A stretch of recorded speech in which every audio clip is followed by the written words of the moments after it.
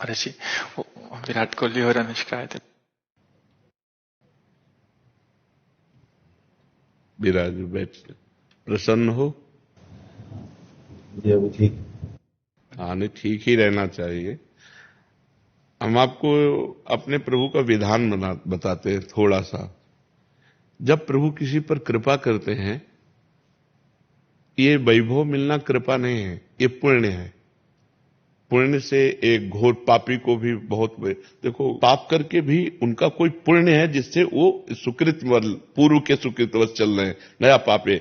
ये वैभव बढ़ना या यश बढ़ना ये भगवान की कृपा नहीं मानी जाती।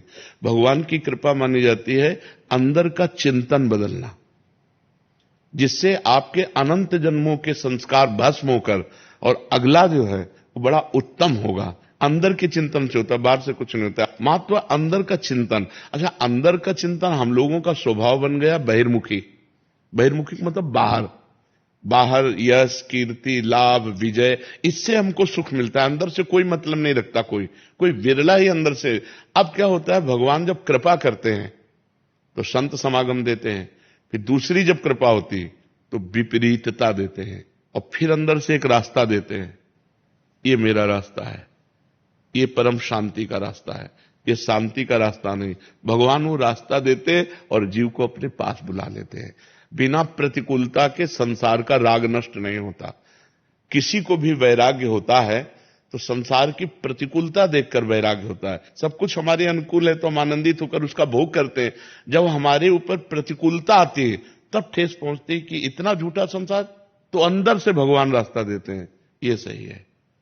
भगवान बिना प्रतिकूलता के इस संसार को छुड़ाने का कोई भी औषधि नहीं रखी। आज तक जितने बड़े महापुरुष हुए हैं, जिनका जीवन बदला है, उनको प्रतिकूलता का दर्शन करके बदला है। तो कभी प्रतिकूलता आए तो उस समय आनंदित हो कि मेरे ऊपर अब भगवान की कृपा हो रही है, कि मुझे सतमार्ग में चलने की प्रेरणा मिल रही है। अगर सतमार्ग छूटा हो, ये सब तो एक सेकंड के लिए आप विचार कीजिए। अब अपना सुधार कर लो, अपने जीवन को सत्य में ले आओ, तो अगला जो होगा वो बहुत जोर का होगा। चाहे जन्म हो तो श्रीवान कुलवान धनवान वैभव संपन्न ऐसे, और भक्ति की अनुकूलता, भक्ति की अनुकूलता। खास बात श्रीवान धनवान कुलवान नहीं, खास बात भक्ति की अनुकूलता। अगर इस जन्म में भगवत प्राप्ति नहीं हुई तो भगवान श्री कृष्ण ने गीता में कहा है कि मेरे भक्त का नाश नहीं होता। मैं कुलवान धनवान श्रीवानों के कुल में जन्म देता हूं और फिर पुनः भक्ति का माहौल देता हूं, और पूर्व का जो भजन छूटा हुआ हो वहीं से उसको। अब बिल्कुल ऐसे ही रहो जैसे रह रहे हो, बिल्कुल संसारिक बन करके रहो, लेकिन अंदर का चिंतन आपका बदल जाए। अंदर के चिंतन में आपकी यश की भावना न रह जाए, अंदर के चिंतन में आपको धन बढ़ाने की भावना न रह जाए।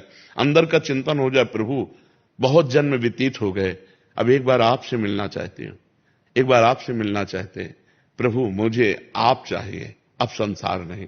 तो बात बन जाएगी, तो बात बन जाएगी।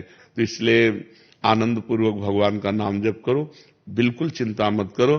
बाबा, क्या नाम जप से हो जाएगा पूरा?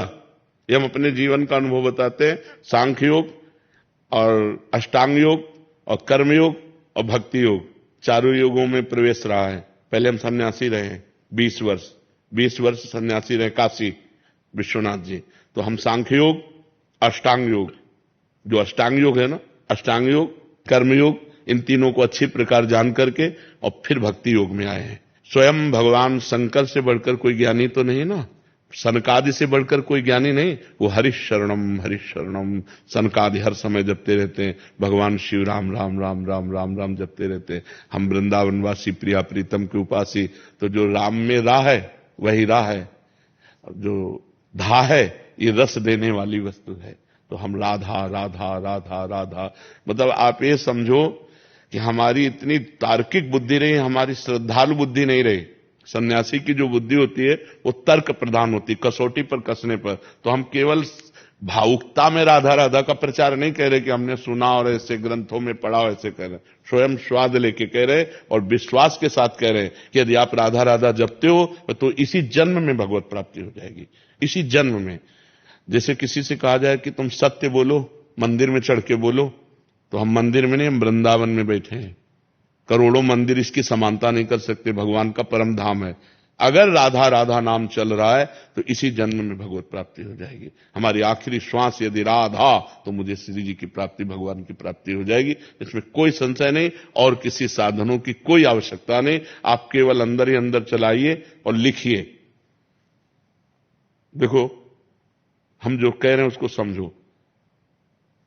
बहुत अधिक नाम जपने की हमें चेष्टा नहीं करनी, कम संख्या हो लेकिन मन लगा करके हो। जैसे हम, अब देखो, आप लिखो राधा, अपने दिमाग में लिखो, खुले नेत्र लिखो या बाहर बाहर देखो, दिखाई दे रहा है राधा लिखा हुआ। वही कान में सुनो राधा, वही अंदर उठाओ राधा। ये तीनों का एकाकार हो जाए तो ये करोड़ों नाम जप के बराबर है।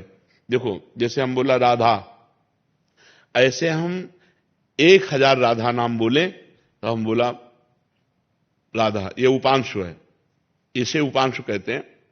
राधा राधा राधा राधा 1000 बार, ये उपांशु हुआ।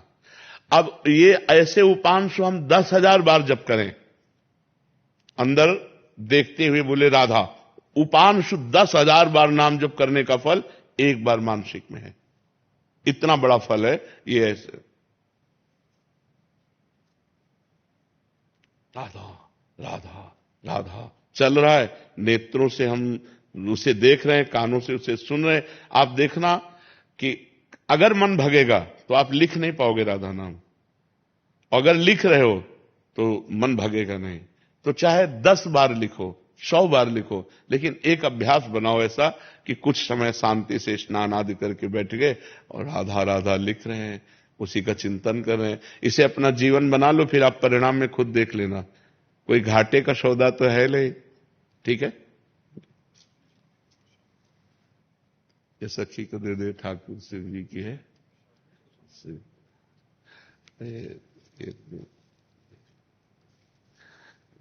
खूब आनंदित रहो, नाम जप करते रहो, प्रसन्न।